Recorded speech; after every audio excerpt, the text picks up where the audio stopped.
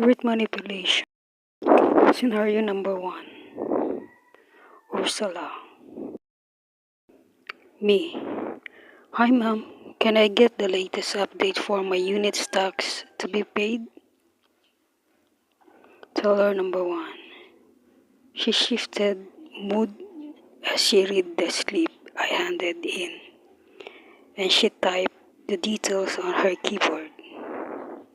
Teller number 1. She uttered with a strong voice, "Other's name is coming up here. What's black and lot yours again?" Me, block number and lot number. Teller number 1. This is already sold. Me, sold? Teller number 1.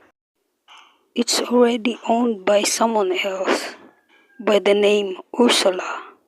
Me, how come? Teller number 1. She tapped on her right shoulder and slowly twisted her neck and said, "Wait."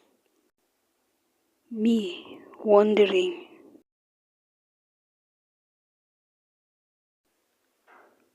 Teller number 1. She spoke to teller number 3 while she was just sitting and massaging her right shoulder and said, "Liz, my body suddenly weighs heavily and my back too. My head has also suddenly aching."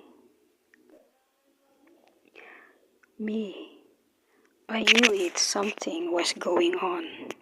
Teller number 3.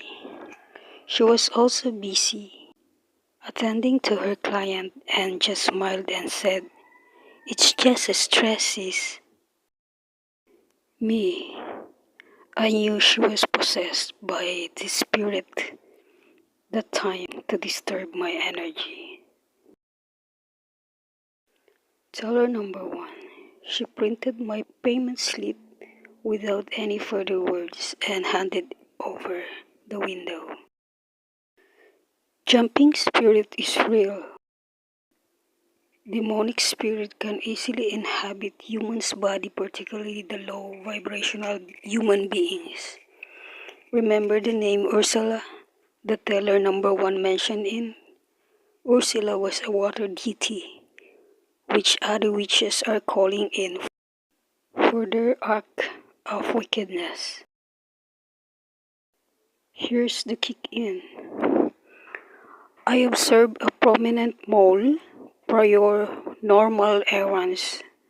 They all pray prior they start the normal shopping time.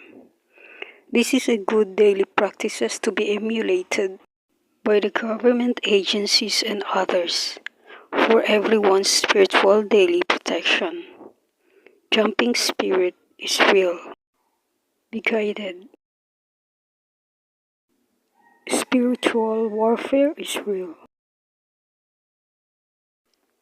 In spiritual warfare and reality, diabolically possessed individuals in real life have stolen some of important documents and properties in my name, such as stolen will, stolen house and lot, stolen identity, forging name, forging documents, and destiny swap.